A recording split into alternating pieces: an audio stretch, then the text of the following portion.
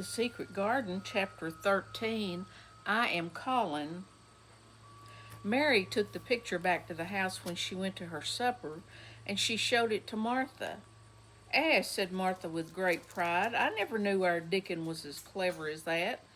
That there's a picture of a missel thrush on her nest, as large as life and twice as natural. Then Mary knew Dickon had meant the picture to be a message to her. He had meant that she might be sure he would keep her secret. Her garden was her nest, and she was like a missel thrush. Oh, how she did like that queer common boy. She hoped he would come back the very next day, and she fell asleep, looking forward to the morning. But you never know what the weather will do in Yorkshire, particularly in the springtime. She was awakened in the night by the sound of rain beating with heavy drops against her window. It was pouring down in torrents, and the wind was wuthering round the corners and in the chimneys of the huge old house. Mary sat up in bed and felt miserable and angry. The rain is as contrary as I ever was, she said. It came because it knew I didn't want it. She threw herself back on her pillow and buried her face. She did not cry, but she lay and hated the sound of the heavily beating rain. She hated the wind and its wuthering. She could not go to sleep again. The mournful sound kept her awake because she felt mournful herself. If she had felt happy, it would probably have lulled her to sleep. How it wuthered, and how the big raindrops poured down and beat against the pane. It sounds like a person lost on the moor and wandering on and on crying, she said. She had been lying awake, turning from side to side for about an hour, when suddenly something made her sit up in bed and turn her head toward the door, listening. She listened, and she listened. It isn't the wind now, she said in a loud whisper. That isn't the wind. It is different. It is that crying I heard before. The door of her room was ajar, and the sound came down the corridor, a far-off faint sound of fretful crying. She listened for a few minutes, and each minute she became more and more sure. She felt as if she might find out what it was. It seemed even stranger than the secret garden and the buried key. Perhaps the fact that she was in a rebellious mood made her bold. She put her foot out of her bed and stood on the floor. I'm going to find out what it is, she said.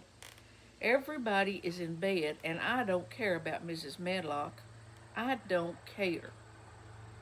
There was a candle by her bedside, and she took it up and went softly out of the room. The corridor looked very long and dark, but she was too excited to mind that. She thought she remembered the corner she must turn to find the short corridor with the door covered with tapestry. The one Mrs. Medlock had come through the day she lost herself. The sound had come up that passage, so she went on with her dim light, almost feeling her way, her heart beating so loud that she fancied she could hear it. The far-off faint crying went on and led her. Sometimes it stopped for a moment or so and then began again. Was this the right corner to turn? She stopped and thought, yes, it was. Down this passage, and then up to the left, and then up two broad steps, and then to the right. Yes, there was the tapestry door. She pushed it open very gently and closed it behind her, and she stood in the corridor and could hear the crying quite plainly, though it was not loud. It was on the other side of the wall at her left, and a few yards farther on down there was a door. She could see a glimmer of light coming from beneath it. The someone was crying in that room, and it was quite a young someone. So she walked to the door and pushed it open, and there she was, standing in the room. It was a big room with ancient, handsome furniture in it. There was a low fire glowing faintly on the hearth, and a nightlight burning by the side of a carved four-postered bed hung with brocade. And on the bed was lying a boy, crying fretfully. Mary wondered if she was in a real place or if she had fallen asleep again, and was dreaming without knowing it. The boy had a sharp, delicate face the color of ivory, and he seemed to have eyes too big for it. He had also a lot of hair which tumbled over his forehead in heavy locks and made his thin face seem smaller. He looked like a boy who had been ill, but he was crying more as if he were tired and cross than as if he were in pain. Mary stood near the door with her candle in her hand, holding her breath. Then she crept across the room, and as she drew nearer, the light attracted the boy's attention, and he turned his head on his pillow and stared at her, his gray eyes opening so wide that they seemed immense. "Who are you?" he said at last in a half frightened whisper. "Are you a ghost?" "No, I'm not," Mary answered. Her own whisper sounded half frightened. "Are you one?" He stared and stared and stared. Mary could not help noticing what strange eyes he had. They were agate gray, and they looked too big for his face because they had black lashes all round them. "No," he replied after waiting a moment or so. "I am Colin." "Who is Colin?" she faltered. "I am Colin Craven. Who are you?" "I'm Mary Lennox. Mr. Craven is my uncle." "He is my father," said the boy. "Your father?" gasped Mary. "No one ever told me he had a boy. Why didn't they?" "Come here," he said, still keeping his strange eyes fixed on her with an anxious expression. She came close to the bed, and he put out his hand and touched her. "You are real, aren't you?" he said. I have such real dreams very often. You might be one of them." Mary had slipped on a woolen wrapper before she left her room, and she put a piece of it between his fingers. "Rub that and see how thick and warm it is," she said. "I will pinch you a little if you like to show you how real I am. For a minute I thought you might be a dream too." "Where did you come from?" he asked. "From my own room. The wind wuthered so I couldn't go to sleep, and I heard someone crying and wanted to find out who it was." "What were you crying for?" "Because I couldn't go to sleep either, and my head ached. Tell me your name again." "Mary Lennox. Did no one ever tell you I had come to live here?" He was still fingering the fold of her wrapper, but he began to look a little more as if he believed in her reality. "No," he answered. "They daren't." "Why?" asked Mary. "Because I should have been afraid you would see me. I won't let people see me and talk me over." "Why?" Mary asked, feeling more mystified every moment. "Because I am like this always, ill and having to lie down. My father won't let people talk to me over here. The servants are not allowed to speak about me. If I live, I may be a hunchback, but I shan't live. My father hates to think I may be like him." "Oh, what a queer house this is," she said. "What a queer house. Everyone is kind of secret. Rooms are locked up and gardens are locked up. And have you been locked up?" "No, I stay in this room because I don't want to be moved out of it. It tires me too much." "Does your father come and see you?" Mary ventured. "Sometimes, generally when I'm asleep. He doesn't want to see me." "Why?" Mary could not help asking again.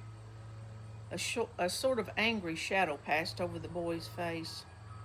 "My mother died when I was born, and it makes him wretched to look at me. He thinks I don't know, but I've heard people talking. He almost hates me." "He hates the garden because she died?" said Mary, half speaking to herself. "What garden?" the boy asked. "Oh, just a garden she used to like," Mary stammered. "Have you been here always?" "Nearly always. Sometimes I've been taken to places at the seaside, but I won't stay because people stare at me. I used to wear an iron thing to keep my back straight, but a grand doctor came from London to see me and said it was stupid. He told them to take it off and keep me out in the fresh air. I hate fresh air, and I don't want to go out." "I didn't when I first came here," said Mary. "Why do you keep looking at me like that?"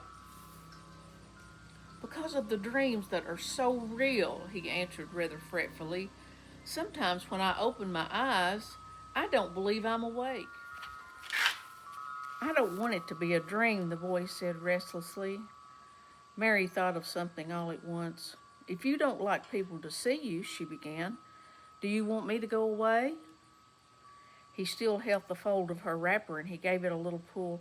No, he said, I should be sure you were a dream if you went. If you're real, sit down on that big footstool and talk. I want to hear about you.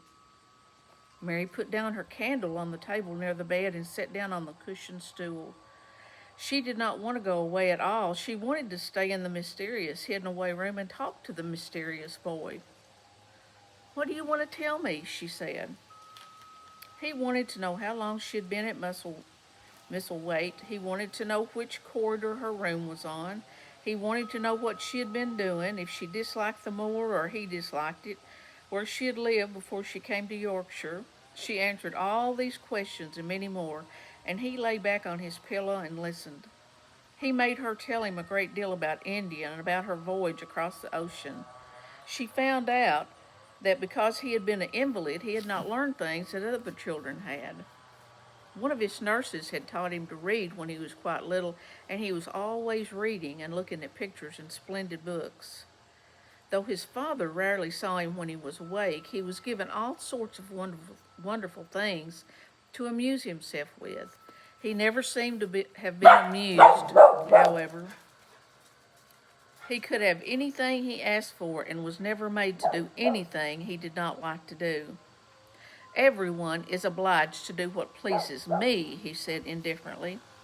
It makes me ill to be angry. No one believes I shall live to grow up. He said it as if he was so accustomed to the idea that it had ceased to matter to him at all. He seemed to like the sound of Mary's voice. As she went on talking, he listened in a drowsy, interested way. Once or twice she wondered if he was not gradually falling into a doze. But at last he asked a question which opened up a new subject. How old are you? He asked. I'm 10, answered Mary, forgetting herself for the moment, and so are you. How do you know that? He demanded in a surprised voice. Because when you were born, the garden door was locked, and the key was buried, and it has been locked for 10 years.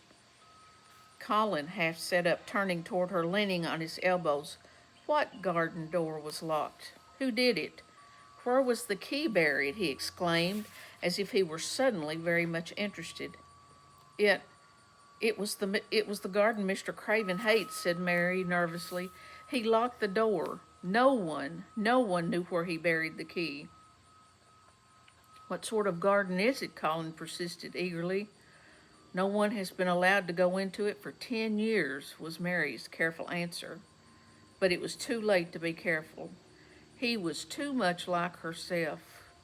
He, too, had had nothing to think about, and the idea of a hidden garden attracted him as it had attracted her. He asked question after question. Where was it? Had she never looked for the door? Had she never asked the gardeners? They won't talk about it, said Mary. I think they've been told not to answer questions. I would make them, said Colin. Could you? Mary faltered, beginning to feel frightened. If he could make people answer questions, who knew what might happen? Everyone is obliged to please me. I told you that, he said. If I were to live, this place would sometime belong to me. They all know that. I would make them tell me. Mary had not known that she herself had been spoiled, but she could see quite plainly that this little mysterious boy had been. He thought that the whole world belonged to him. How peculiar he was, and how coolly he spoke of not living. Do you think you won't live? She asked, partly because she was curious, and partly in hope of making him forget the garden. I don't suppose I shall, he answered as indifferently as he had spoken before. Ever since I remember anything, I have heard people say I shan't. At first they thought I was too little to understand, and now they think I don't hear, but I do. My doctor is my father's cousin. He is quite poor, and if I die, he will have all Misselwaite when my father is dead. I should think he wouldn't want me to live. Do you want to live? Inquired Mary. No, he answered in a cross, tired fashion, but I don't want to die. When I feel ill, I lie here and think about it until I cry and cry. I have heard you crying 3 times, Mary said, but I did not know who it was. Were you crying about that? She did so want him to forget the garden. I dare say, he answered. Let us talk about something else. Talk about the garden. Don't you want to see it? Yes, answered Mary in a quiet, low voice. I do, he went on persistently. I don't think I ever really wanted to see anything before, but I want to see that garden. I want the key dug up. I want the door unlocked. I would let them take me there in my chair. That would be getting fresh air. I'm going to make them open the door. He had become quite excited, and his strange eyes began to shine like stars and looked more immense than ever. They have to please me, he said. I'll make 'em take me there, and I'll let you go too. Mary's hands clutched each other. Everything would be spoiled. Everything. Dickon would never come back. She would never again feel like a missel thrush with a safe hidden nest. Oh, don't do that, she cried out. He stared as if he thought she had gone crazy. Why? He exclaimed. You said you wanted to see it. I do, she answered almost with a sob in her throat. But if you make them open the door and take you in like that, it will never be a secret again. He leaned still farther forward. A secret? He said. What do you mean? Tell me. Mary's words almost tumbled over one another. You see, she painted. If no one knows but ourselves, if there was a door hidden somewhere under the ivy, if there was, and we could find it, and if we could slip through it together and shut it behind us, and no one knew anyone was inside, and we called it our garden and pretended that we were missel thrushes and it was our nest, and if we played there almost every day and dug and planted seeds and made it all come alive. Is it dead? He interrupted her. It soon will be if no one cares for it, she went on. The bulbs will live, but the roses. He stopped her again, as excited as she was herself. What are bulbs? He put in quickly. They're daffodils and lilies and snowdrops. They're working the earth now, pushing up pale green points because the spring is coming. Is the spring coming? He said. What is it like? You don't see it in rooms if you're ill. It's the sun shining on the rain and the rain falling on the sunshine and things pushing up and working under the earth, said Mary. If the garden was a secret and we could get into it, we could watch the things grow bigger every day and see how many roses are alive. Don't you see? Oh, don't you see how much nicer it would be if it was a secret? He dropped back on his pillow and lay there with an odd expression on his face. I never had a secret, he said, except that one about not living to grow up, but they don't know I know that, so it is sort of a secret. But I like this kind better. If you won't make them take you to the garden, pleaded Mary, perhaps I feel almost sure I can find out how to get in sometime. And then, if the doctor wants you to go out in your chair, and if you can always do what you want to do, perhaps we might find some boy who would push you and we could go alone and it would always be a secret garden. I should like that, he said very slowly, his eyes looking dreamy. I should like that. I should not mind fresh air in a secret garden. Mary began to recover her breath and feel safer because the idea of keeping the secret seemed to please him. She felt almost sure if she kept on talking and could make him see the garden in his mind as she had seen it, he would like it so much that he would not bear to think that everybody might tramp into it when they chose. I'll tell you what I think it would be like if we could go into it, she said. It has been shut up for so long, things have grown into a tangle, perhaps. He lay quite still and listened while she went on talking about the roses which might have clambered from tree to tree and hung down. about the many birds which might have built their nest there because it was so safe. And then she told him about the robin and Ben Witherstaff, and there was so much to tell about the robin, and it was so easy and safe to talk about it that she ceased to be afraid. The robin pleased him so much that he smiled until he looked almost beautiful, and at first Mary had thought he was even plainer than herself, with his big eyes and heavy locks of hair. "I did not know birds could be like that," he said, "but if you stay in a room you never see things. What a lot of things you know. I feel as if you had been inside that garden." She did not know what to say, so she didn't say anything. He evidently did not expect an answer, and the moment he gave her a surprise. "I'm going to let you look at something," he said. "Do you see that rose-colored silk curtain hanging on the wall over the mantelpiece?" Mary had not noticed it before, but she looked up and saw it. It was a curtain of soft silk hanging over what seemed to be some picture. "Yes," she answered. "There's a cord hanging from it," said Colin. "Go pull it." Mary got up, much mystified, and found the cord. When she pulled it, the silk curtain ran back on rings, and when it ran back, it uncovered a picture. It was the picture of a girl with a laughing face. She had bright hair tied up with a blue ribbon, and her gay, lovely eyes were exactly like Colin's unhappy ones. Agate gray and looking twice as big as they really were because of the black lashes all around them. "She is my mother," said Colin complainingly. "I don't see why she died. Sometimes I hate her for doing it." "How queer," said Mary. "If she had lived, I believe I should have not been ill always," he grumbled. "I dare say I should have lived, too, and my father would not have hated to look at me. I dare say I should have had a strong back. Draw the curtain again." Mary did as she was told and returned to her footstool. "She is much prettier than you," she said, "but her eyes are just like yours. At least they're the same shape and color. Why is the curtain drawn over her?" He moved uncomfortably. "I made them do it," he said. "Sometimes I don't like to see her looking at me. She smiles too much when I'm ill and miserable. Besides, she is mine, and I don't want everyone to see her." There were a few moments of silence, and then Mary spoke. "What would Mrs. Medlock do if she found out that I have been here?" she inquired. "She would do as I told her to do," he answered, "and I should tell her that I wanted you to come here and talk to me every day. I'm glad you came." "So am I," said Mary. "I'll come as often as I can, but—" She hesitated. "I shall have to look every day for the garden door." "Yes, you must," said Colin, "and you can tell me about it afterward." He lay thinking a few minutes as he had done before, and then he spoke again.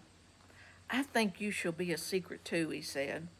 "I'll not tell them until they find out. I can always send the nurse out of the room and say that I want to be myself. Do you know Martha?" "Yes, I know her very well," said Mary. "She waits on me." He nodded his head toward the outer corridor. "She's the one who is asleep in the other room. The nurse went away yesterday to stay all night with her sister, and she always makes Martha attend to me when she wants to go out. Martha shall tell you when to come here." Then Mary understood Martha's troubled look when she had asked questions about the crying. "Martha knew about you all the time?" she said. "Yes, she often tends to me. The nurse likes to get away from me, and then Martha comes." "I've been here a long time," said Mary. "Shall I go away now? Your eyes look sleepy." "I wish I could go to sleep before you leave me," he said rather shyly. "Shut your eyes," said Mary, drawing her footstool closer, "and I'll do what my AI used to do in India. I will pat your hand and stroke it and sing something quite low." "I should like that, perhaps," he said drowsily. Somehow she felt sorry for him and didn't want him to lie awake, so she leaned against the bed and began to stroke and pat his hand and sing a very low little chanting song in Hinduism. "That is nice," he said more drowsily still, and she went on chanting and stroking, but when she looked at him again his black lashes were lying close against his cheeks. for his eyes were shut and he was fast asleep. So she got up softly, took her candle, and crept away without making a sound. Chapter 14. A Young Rajah. The moor was hidden in mist when the morning came, and the rain had not stopped pouring down. There would be no going out of doors. Martha was so busy that Mary had no opportunity to talk to her, but in the afternoon she asked her to come and sit with her in the nursery. She came bringing the stocking she was always knitting when she was doing nothing else. "What's the matter with these?" she asked as soon as they sat down. "Thou looks as if tha'd said something to say." "I have. I have found out what the crying was," said Mary. Martha let her knitting drop on her knee and gazed at her with startled eyes. "Thou hasn't!" she exclaimed. "Never!" "I heard it in the night," Mary went on, "and I got up and went to see where it came from. It was calling. I found him." Martha's face became red with fright. Miss Mary," she said, half crying, "thou shouldn't have done it. Thou shouldn't. They'll get me in trouble. I never told thee nothing about him, but that'll get me in trouble. I shall lose my place, and what'll mother do then?" "You won't lose your place," said Mary. "He was glad I came. We talked and talked, and he said he was glad I came." "Was he?" cried Martha. "Are thou sure? Thou doesn't know what he's like when anything vexes him. He's a big lad to cry like a baby, but when he's in a passion, he'll fair scream just to frighten us. He knows us daren't call our souls our own." "He wasn't vexed," said Mary. "I asked him if I should go away, and he made me stay. He asked me questions, and I sat on a big footstool and talked to him about India and about the robin and the gardens. He wouldn't let me go. He let me see his mother's picture. Before I left him, I sang him to sleep." Martha fairly gasped with amazement. "I can scarcely believe thee," she protested. "It's as if they'd walked straight into a lion's den. If he had been like he is most times, he'd have thrown himself in one of his tantrums and roused the house. He won't let strangers look at him. He let me look at him. I looked at him all the time, and he looked at me. We stared," said Mary. "I don't know what to do," cried agitated Martha. "If Mrs. Medlock finds out, she'll think I broke orders and told thee, and I shall be packed back to mother." "He's not going to tell Mrs. Medlock anything about it yet. It's to be sort of a secret just at first," said Mary firmly, "and he says everybody is obliged to do as he pleases." "Ay, that's true enough, the bad lad," sighed Martha, wiping her forehead with her apron. "He says Mrs. Medlock must, and he wants me to come and talk to him every day, and you are to tell me when he wants me." "Me?" said Martha. "I shall lose my place. I shall for sure." "You can't if you're doing what he wants you to do, and everybody is ordered to obey him," Mary argued. "Does thou mean to say," cried Martha with wide open eyes, "that he was nice to thee?" "I think he almost liked me," Mary answered. "Then thou must have bewitched him," decided Martha, drawing a long breath. "Do you mean magic?" inquired Mary. "I've heard about magic in India, but I can't make it. I just went into his room, and I was so surprised to see him. I stood and stared, and he turned around, stared at me, and he thought I was a ghost or a dream, and I thought perhaps he was. And it was so queer being there alone together in the middle of the night and not knowing about each other. And we began to ask each other questions, and when I asked him if I must go away, he said I must not." "The world's come to an end," gasped Martha. "What's the matter with him?" asked Mary. "Nobody knows for sure and certain," said Martha. "Mr. Craven went off his head like when he was born. The doctors thought he'd have to be put in an asylum. It was because Mrs. Craven died. Like I told you, he wouldn't set eyes on the baby. He just raved and said he'd be another hunchback like him, and he'd better die." "Is Colin a hunchback?" Mary asked. "He didn't look like one." "He isn't yet," said Martha, "but he began all wrong. Mother said there was enough trouble and raging in the house to set any child wrong. They were afraid his back was weak, and they've always been taking care of him, making him lie down and not letting him walk. Once they made him wear a brace, but he fretted so he was downright ill. Then a big doctor came to see him and made them take it off. He talked to the other doctor quite rough in a polite way. He said there'd been too much medicine and too much letting him have his own way. I think he's a very spoiled boy, said Mary. He's the worst young newt as ever was, said Martha. I won't say as he hasn't been ill a good bit. He's had coughs and colds that's nearly killed him 2 or 3 times. Once he had rheumatic fever and once he had typhoid. Eh, Mrs. Medlock did a good fright thing then. He had been out of his head and she was talking to the nurse, thinking he didn't know nothing, and she said, he'll die this time, sure enough, and the best thing for him and for everybody. And she looked at him, and there he was with his big eyes open, staring at her as sensible as she was herself. She didn't know what happened when he just stared at her and he says, you give me some water and stop talking. Do you think he'll die? Asked Mary. Mother says there's no reason why any child should live that gets no fresh air and doesn't do nothing but lie on his back and read picture books and take medicine.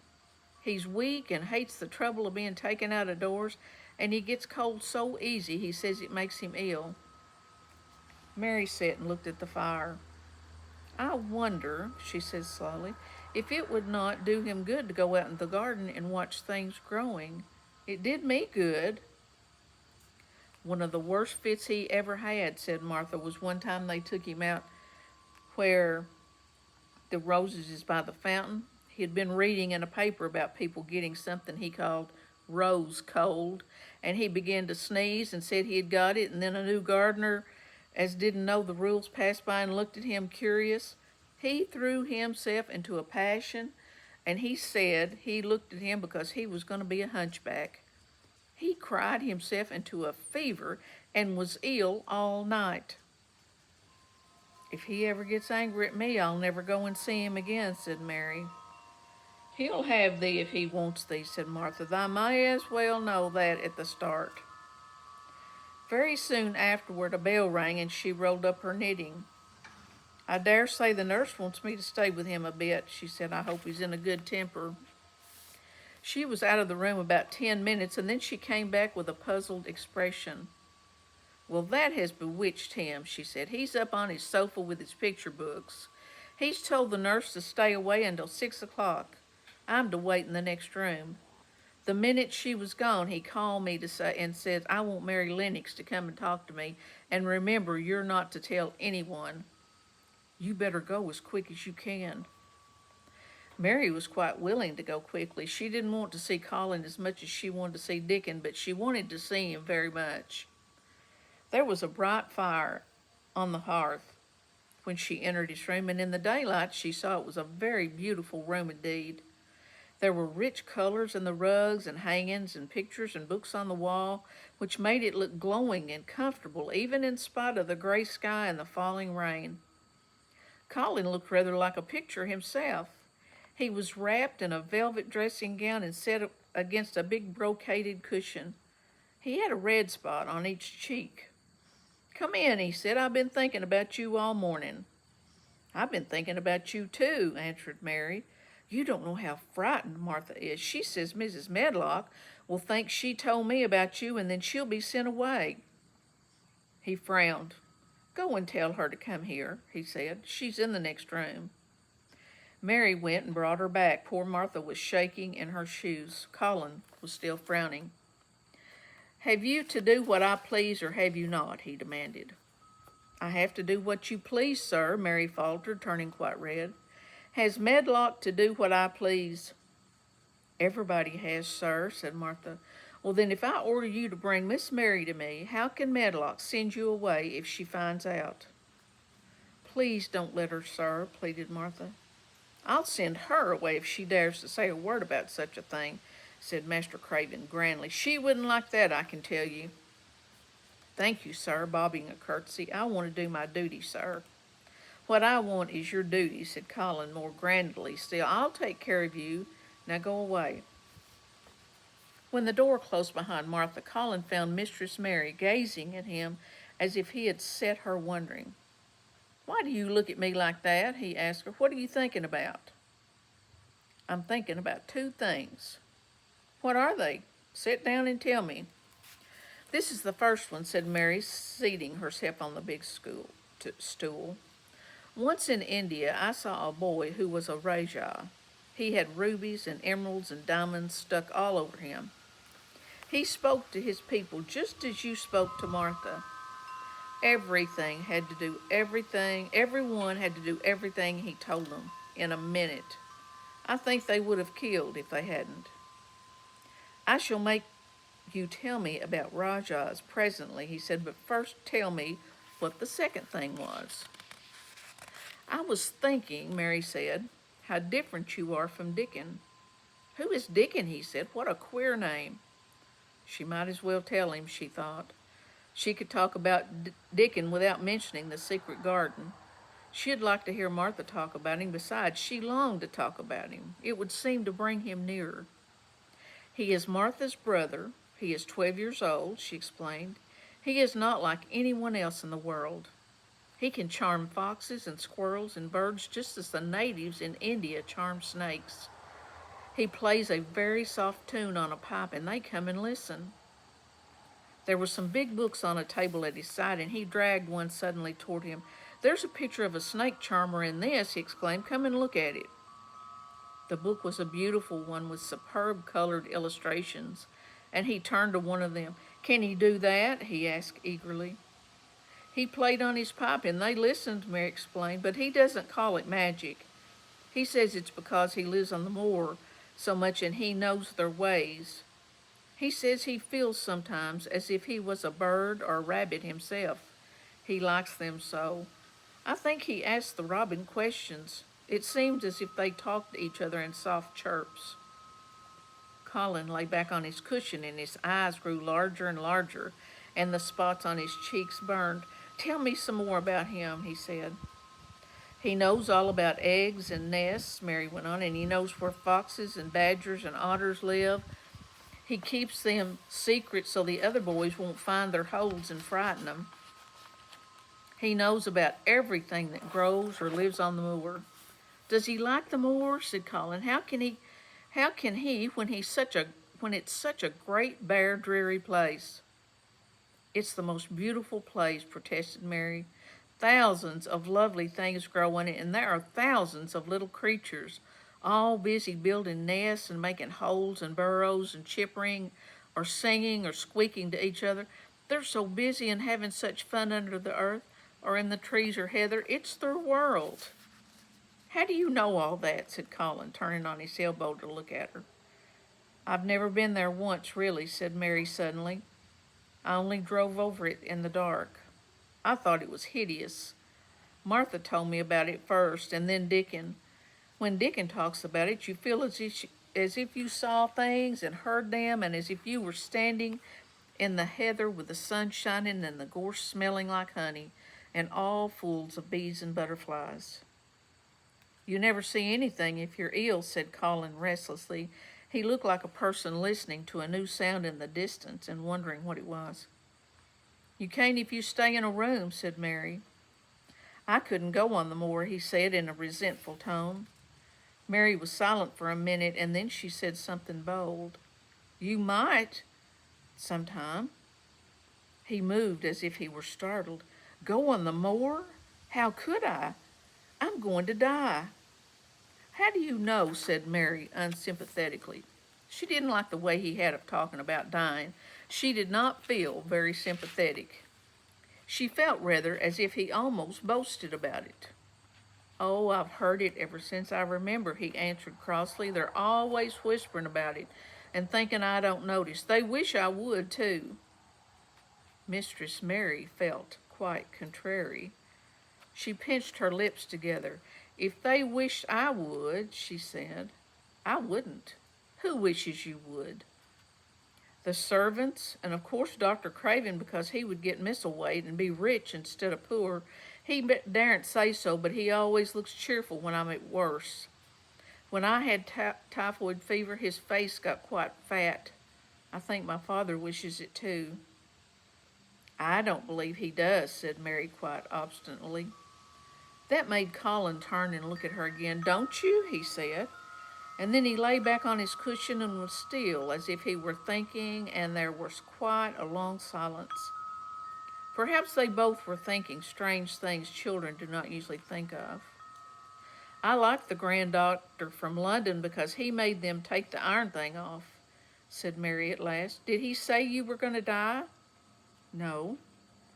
What did he say? He didn't whisper, Colin answered. Perhaps he knew I hated whispering. I heard him say one thing quite aloud. He said the lad might live if he would make up his mind to it. Put him in the humor. He sounded as if he was in a temper. I'll tell you who would put you in the humor, perhaps, said Mary, reflecting. She felt as if she would like this thing to be settled, one way or the other. I believe Dickon would. He's always talking about live things. He never talks about dead things or things that are ill. He's always looking up in the sky to watch birds flying or looking down at the earth to see something growing. He has such round blue eyes, and they are so open with looking about. And he laughs such a big laugh with his wide smile, and his cheeks are as red as cherries. She pulled her stool nearer to the sofa, and her expression quite changed at the remembrance of the wide curving mouth and the wide open eyes. See here, she said, don't let us talk about dying. I don't like it. Let us talk about living. Let us talk about Dickon, and then we will look at your pictures. It was the best thing she could have said. To talk about Dickon meant to talk about the moor and about the cottage and the 14 people who lived in it on 16 shillings a week and the children who got fat on the moor grass like the wild ponies, and about Dickon's mother and the skipping rope and the moor with the sun on it, and about pale green points sticking up out of the black sod. And it was all so alive that Mary talked more than she had ever talked before, and Colin both talked and listened, as he had never done either before. And they both began to laugh over nothings, as children will when they're happy together. And they laughed so that in the end they were making as much noise as if they had been two ordinary, healthy, natural 10-year-old creatures, instead of a hard little unloving girl and a sickly boy who believed that he was going to die. They enjoyed themselves so much that they forgot the pictures and they forgot about the time. They had been laughing quite loudly over Ben Witherstaff and his robin, and Colin was actually sitting up as if he had forgotten about his weak back. Then he suddenly remembered something. Do you know there is one thing we have never once thought of, he said. We're cousins. It seemed so queer that they had talked so much and never remembered this simple thing that they laughed more than ever because they had got into the humor to laugh at anything. And in the midst of the fun, the door opened and in walked Dr. Craven and Mrs. Medlock. Dr. Craven started in actual alarm, and Mrs. Medlock almost fell back because he had accidentally bumped against her. Good Lord, exclaimed poor Mrs. Medlock with her eyes almost starting out of her head. Good Lord. What is this? Said Dr. Craven, coming forward. What does this mean? Then Mary was reminded of the boy Rajah again. Colin answered as if neither the doctor's alarm nor Mrs. Medlock's terror were of the slightest consequence. He was as little disturbed or frightened as if an elderly cat and dog had walked into the room. This is my cousin Mary Lennox, he said. I asked her to come and talk to me. I like her. She must come and talk to me whenever I send for her. Dr. Craven turned reproachfully to Mrs. Medlock. Oh, sir, she panted, I don't know how it happened.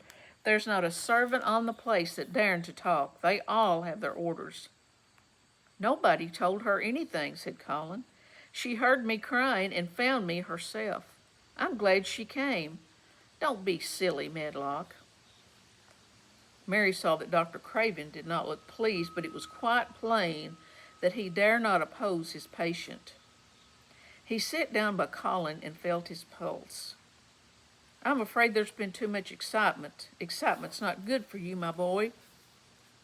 I should be excited if she kept away, answered Colin, his eyes beginning to look dangerously sparkling. I am better. She makes me better.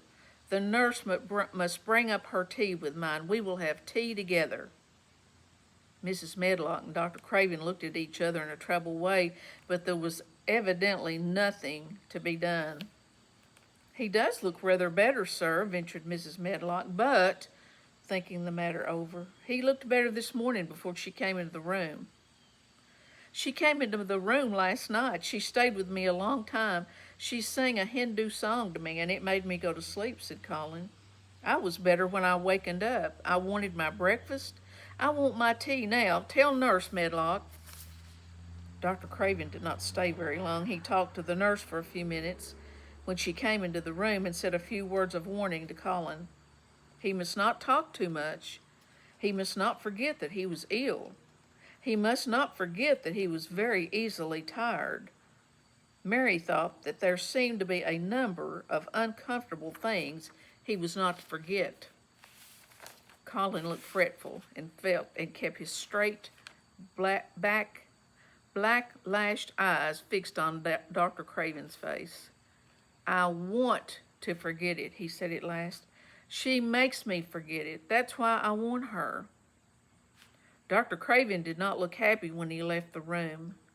He gave a puzzled glance at the little girl sitting on the large stool. She had become a stiff, silent child again as soon as he entered, and he could not see what the attraction was. The boy actually did look brighter, however, and he sighed rather heavily as he went down the corridor. They're always wanting me to eat things when I don't want to, said Colin, as the nurse brought in the tea and put it on the table by the sofa. Now, if you'll eat, I will. Those muffins look so nice and hot. Tell me about Rajas. End of chapter 14.